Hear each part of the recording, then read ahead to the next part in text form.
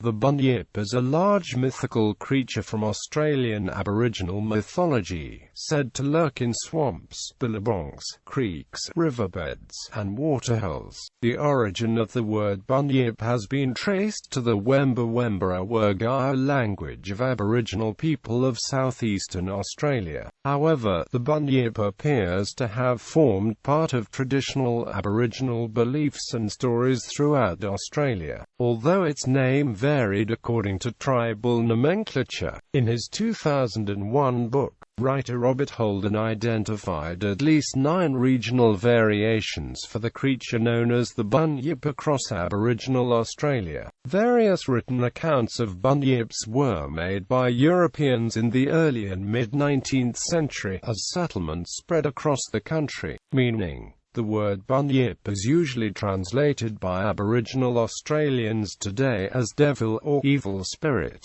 However, this translation may not accurately represent the role of the Bunyip in pre-contact Aboriginal mythology or its possible origins before written accounts were made. Some modern sources allude to a linguistic connection between the Bunyip and Bunjil, a mythic great man who made the mountains and rivers and man and all the animals. The word Bunyip may not have appeared in print in English until the mid-1840s. By the 1850s, Bunyip had also become a synonym for imposter, pretender, humbug and the like in the broader Australian community. The term Bunyip aristocracy was first coined in 1853 to describe Australians aspiring to be aristocrats. In the early 1990s, it was famously used by Prime Minister Paul Keating to describe members of the Conservative Liberal Party of Australia opposition. The word Bunyip can still be found in a number of Australian contexts, including place names such as the Bunyip River and the town of Bunyip, Victoria. Characteristics. Descriptions of Bunyips vary widely. George French Angus may have collected a description of a Bunyip in his account of a water spirit from the Murrundi people of the Murray River, before 1847, stating it is much dreaded by them. It inhabits the Murray, but they have some difficulty describing it. Its most usual form is said to be that of an enormous starfish. Robert Brough Smith's Aborigines of Victoria of 1878 devoted 10 pages to the Bunyip, but concluded, in truth little is known among the blacks respecting its form, covering habits. They appear to have been in such dread of it as to have been unable to take note of its characteristics. Quote, however, common features in many 19th-century newspaper accounts include a dog-like face, a crocodile-like head, dark fur, a horse-like tail, flippers, and walrus-like tusks or horns or a duck-like bill. The Chalacum Bunyip, an outline image of a bunyip carved by Aborigines into the bank of Fiery Creek, near Ararat, Victoria, was first recorded by the Australasian newspaper in 1851. According to the report, the Bunyip had been speared after killing an Aboriginal man. Antiquarian Reynald Johns claimed that until the mid-1850s, Aboriginal people made a habit of visiting the place annually and retracing the outlines of the figure, which is about 11 paces long and 4 paces in extreme breadth. The outline image no longer exists.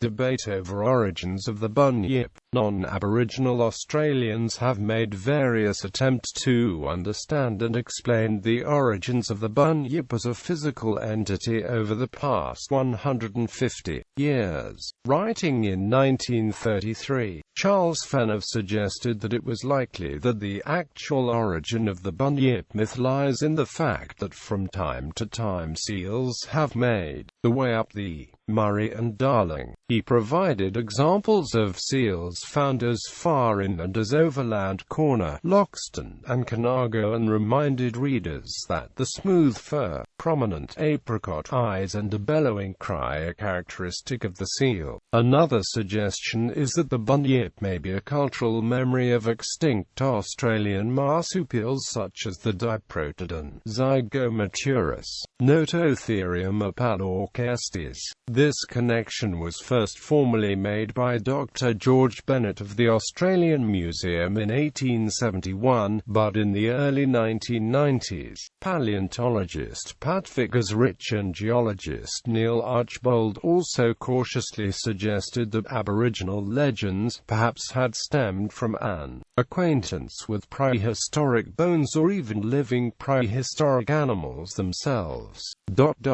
When confronted with the remains of some of the now extinct Australian marsupials, Aborigines would often identify them as the bunyip. Quote, they also note that legends about the Mahirung pairing mall of Western Victorian Aborigines may allude to the extinct giant birds the Dromaeonephthidai. Another connection to the bunyip is the shy Australasian bittern. During the breeding season, the male call of this marsh-dwelling bird is a low-pitched boom, hence, it is occasionally called the bunyip bird. Early accounts of settlers. During the early settlement of Australia by Europeans, the notion that the bunyip was an actual unknown animal that awaited discovery became common. Early European settlers, unfamiliar with the sights and sounds of the island continent's peculiar fauna, regarded the bunyip as one more strange Australian animal and sometimes attributed unfamiliar animal calls or cries to it. It has also been suggested that 19th-century bunyip lore was reinforced by imported European memories, such as that of the Irish puka. A large number of bunyip sightings occurred during the 1840s and 1850s, particularly in the southeastern colonies of Victoria, New South Wales and South Australia, as European settlers extended the reach.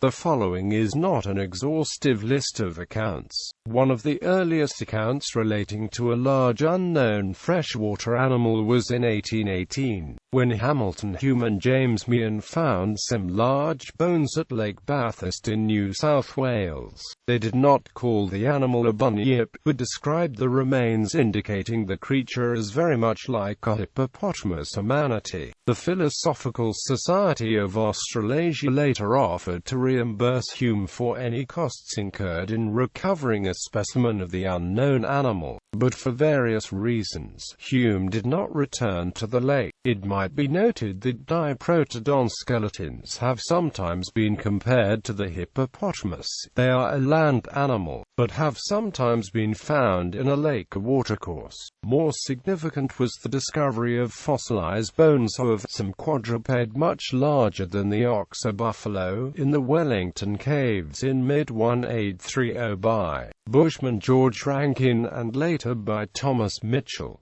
Sydney's Reverend John Dunmore Lang announced the find as convincing proof of the deluge. However, it was British anatomist Sir Richard Owen who identified the fossils as the gigantic marsupials Nototherium and Diprotodon. At the same time, some settlers observed all natives throughout these districts have a tradition of a very large animal having at one time existed in the large creeks and rivers, and by many it is said that such animals now exist. In July 1845, the Geelong Advertiser announced the discovery of fossils found near Geelong, under the headline, "Wonderful Discovery of a New Animal."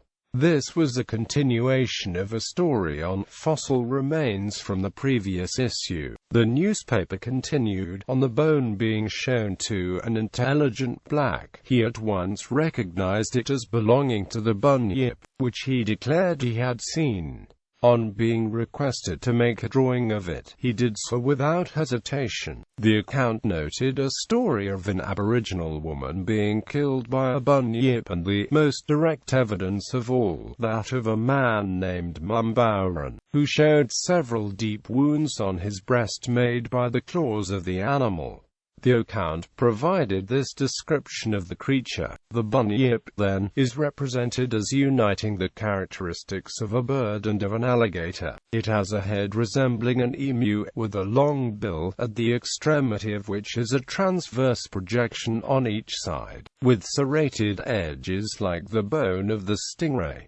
Its body and legs partake of the nature of the alligator. The hind legs are remarkably thick and strong, and the forelegs are much longer, but still of great strength. The extremities are furnished with long claws, but the blacks say its usual method of killing its prey is by hugging it to death. When in the water it swims like a frog, and when on shore it walks on its hind legs with its head erect, in which position it measures 12 or 13 feet in height. Shortly after this account appeared, it was repeated in other Australian newspapers. However, it appears to be the first use of the word bunyip in a written publication. Australian Museum's Bunyip of 1847. In January 1846, a peculiar skull was taken from the banks of Murrumbidgee River near Balranald, New South Wales. Initial reports suggested that it was the skull of something unknown to science. The squatter who found it remarked all the natives to whom it was shown called a bunyip.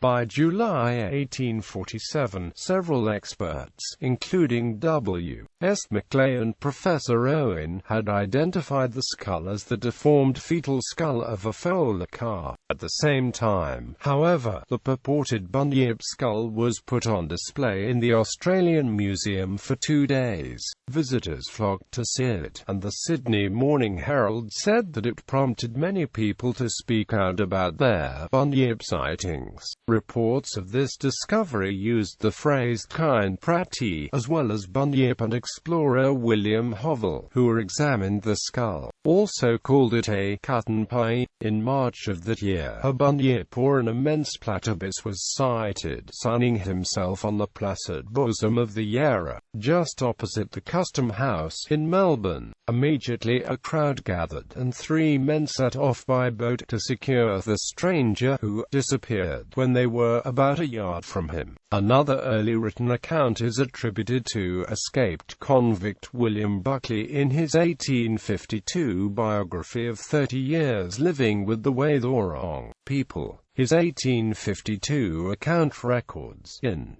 Lake Moodwarry, as well as in most of the others inland, is a very extraordinary amphibious animal which the natives call bunyip. Buckley's account suggests he saw such a creature on several occasions. He adds, "I could never see any part, except the back, which appeared to be covered with feathers of a dusky grey colour. It seemed to be about the size of a full-grown calf. I could never learn from any of the natives that they had seen either the head or tail." Buckley also claimed the creature was common in the Barwon River and cites an example he heard of an Aboriginal woman being killed by one. He emphasized the bunyip was believed to have supernatural powers. In popular culture and fiction, the word bunyip has been used in other Australian contexts, including the Bunyip newspaper as the banner of a local weekly newspaper published in the town of Gawler, South Australia. First published as a pamphlet by the Gawler Humbug Society in 1863, the name was chosen because the bunyip is the true type of Australian humbug. The word is also used in numerous other Australian contexts, including the House of the Gentle Bunyip in Clifton Hill, Victoria. Numerous tales of the bunyip in written literature appeared in the 19th and early 20th centuries. One of the earliest known is a story in Andrew Lang's The Brown Fairy book. Alexander Bunyip, created by children's author and illustrator Michael Salmon, first appeared in print in The Monster That Ate Canberra in 1972. Alexander Bunyip went on to appear in many other books and a live-action television series. Alexander Bunyip's Billabong. A statue of Alexander was opened in front of the Gungahlin Library in 2011. The artwork by N. Ross, called A is for Alexander, B is for Bunyip, C is for Canberra, was commissioned by the ACT government for Gung Island's $3.8 million town park. The Australian tourism boom of the 1970s brought a renewed interest in Bunyip mythology. A coin-operated Bunyip was built by Dennis Newell at Murray Bridge, South Australia, at Sturt Reserve on the town's riverfront. Children's picture book The Bunyip of Berkey's Creek. The film and the Kangaroo contains a song, The Bunyip. Children's picture book The Ballad of the Blue Lake Bunyip. Australian children's author Jackie French pens a handful of Bunyip tales, including the short story Bunyip's Gift in the anthology Mind's Eye. Bunyip stories have also appeared outside of Australia. Debut of Ushan Bandyopadhyay wrote a Bengali novel Chandapadhar which has an account of a Bunyip in it. A film adaptation, Chandapadhar, was also released in late 2013. The Bunyip was portrayed as the primary threat to the treasure seekers in the wilderness of the Richtersveld Mountains in southern Africa. In the novel, the Bunyip is visualized as a three-toed ape-like hominid. In the early 1950s, Bertie the Bunyip was a popular character on Channel 3 in Philadelphia. In the 21st century, the Bunyip can be considered part of the international consciousness. In the Squaresoft video game Chrono Cross, the Bunyip is the boss monster that guards the black crystal in Another World's Fort Dragonia. The Bunyip is also a familiar in the MMORPG RuneScape. As a reference to its origins, it speaks with a thick Australian accent. In the video game Final Fantasy X, a Bunyip appears as an enemy in the Joe's High Road. The video game series the Tasmanian Tiger portrays Bunyips as peaceful mystical elders who inhabit the world of the dreaming, though not as ferocious as the namesake and more primate-looking. The robotic suits that I can pilot in the Tasmanian Tiger 2, Bush Rescue, and the Tasmanian Tiger 3, Night of the Quincan, are named after the Bunyips, such as Shadow Bunyip, Battle Bunyip, and Missile Bunyips. A character named Bruce Bunyip appears in the book The Nediad by Daniel Pinkwater. He is initially described as big and swarthy, and had tiny eyes, a scowl, and his eyebrows grew together. Later, the character wails that his mother says, "My father is a monster and I'm a monster too." Bunyips appear in Naomi Novik's fantasy novel Tongues of Serpents. In the novel Afterworlds, one of the characters is the author of a fictional book named Bunyip. The fantasy novel Queen of the Dark Things by C. Robert Cargill, the Bunyip appears throughout the procession of the story at the hands of Casey.